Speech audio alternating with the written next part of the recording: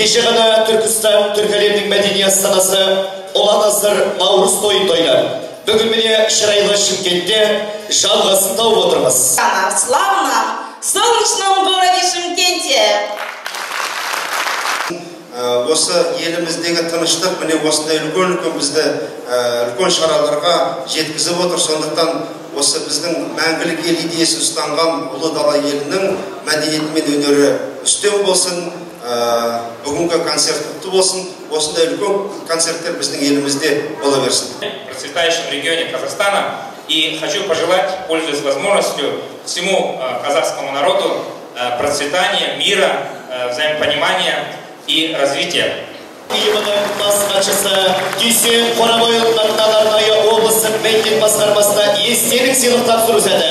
Қол соғып құрмет көрсетпеңіздер.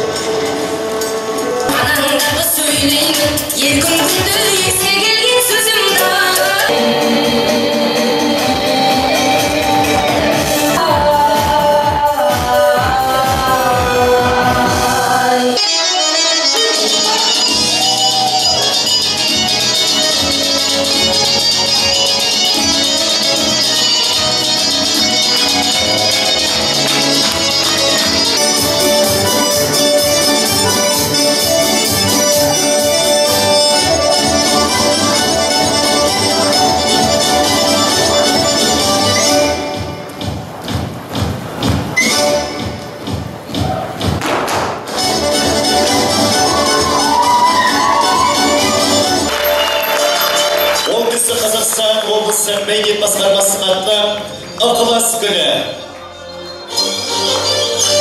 Құрметті қалайық қадірменді қонақтар, ардақты өнерсүйер қауым. Ел бірлігі, ең асыл қасиет саналатын баршамыздың ортақ отанымыз, жер анамыз гүлдене берсін.